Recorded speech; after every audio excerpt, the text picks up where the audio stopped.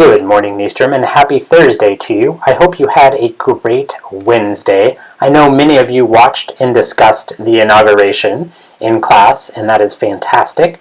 And in today's announcements, I'm just going to bring a few highlights to the forefront for you. So just as a little maybe review from what you discussed in class, but every 4 years we have a presidential inauguration. The winner of the election on January 20th every year is sworn into office. So this is a bit of a tradition that same time, same day, every 4 years, much of this ceremony happens. And there is a lot of ceremony that goes with the day. As you can imagine, things looked a lot different in Washington, D.C. this year because of the coronavirus. There were a lot fewer people there, but still you can get a sense of the day and the ceremony as Joe Biden and Kamala Harris took office as both President and Vice President of the United States. So what you're going to start off with is seeing Kamala Harris, born here in the Bay Area and raised in the East Bay, taking the oath of office of the United States. Please raise your right hand and repeat after me.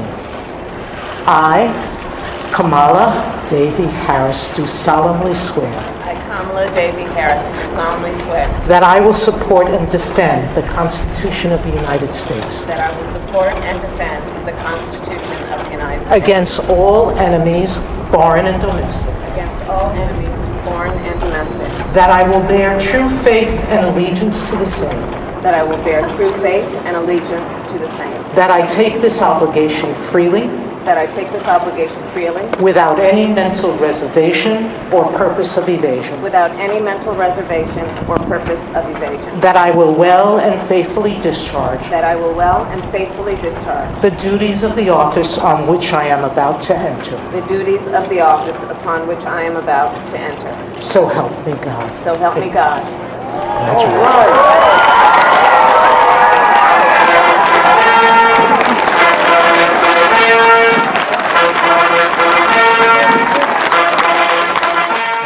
Those words, one of our own from the Bay Area, from the East Bay specifically, is now our Vice President. And what you're watching as I'm talking is Joe Biden saying the same oath as he officially becomes the President of the United States.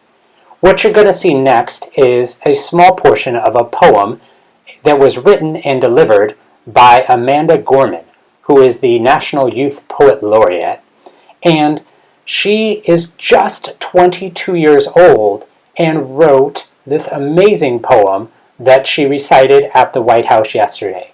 Shout out to our 4th grade students who have spent a lot of time this year reading, talking about, and writing poems. Here is an example of someone doing the same thing you guys have done throughout this first part of the year. So she does a really inspiring job with this poem, and then after that, you will see Jennifer Lopez sing a small portion of This Land Is Your Land as all part of the pomp and circumstance of the inauguration ceremony. Mr. President, Dr. Biden, Madam Vice President, Mr. Emhoff, Americans, and the world. When day comes, we ask ourselves, where can we find light in this never-ending shade? The loss we carry, a sea we must wade. We've braved the belly of the beast. We've learned that quiet isn't always peace, and the norms and notions of what just isn't always just is. And yet the dawn is hours before we knew it. Somehow we do it. Somehow we've weathered and witnessed a nation that isn't broken, but simply unfinished. We, the successors of a country and a time where a skinny black girl descended from slaves and raised by a single mother can dream of becoming president, only to find herself reciting for one. And yes, we are far from polished, far from pristine, but that doesn't mean we are striving to form a union that is perfect. We are striving to forge our union with purpose, to compose a country committed to all cultures, colors, characters, and conditions of man. And so we lift our gazes not to what stands between us, but what stands before us. From sea to shining sea.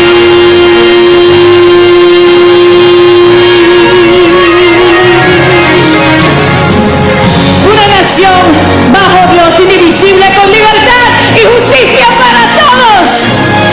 Let's get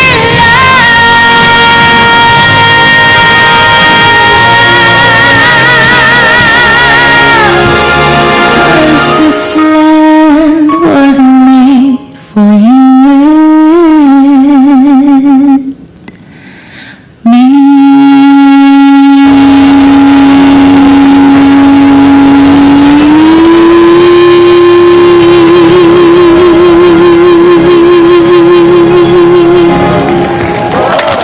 Boy, oh boy, these riddles this week continue to stump people, huh?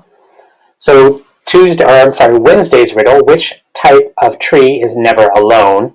The answer is a pear tree. A little play on words there. The pear you eat, as in a pear, two things. So our winners, Miss B, Miss Ibilola, Miss Massa, Miss Heller, Mr. LaFleur, and Miss Robinson. Great job to those of you who nailed it. I know these are tough ones. Let's see how you do with Thursday's riddle. Without this, the earth is just eh. Again, without this, the earth is just eh. What do you think it is? Let us know for Friday's announcements. That is it for today. Remember those 4 B's. Be responsible, be respectful, be safe, and be honest. Have a great day or not. The choice is yours.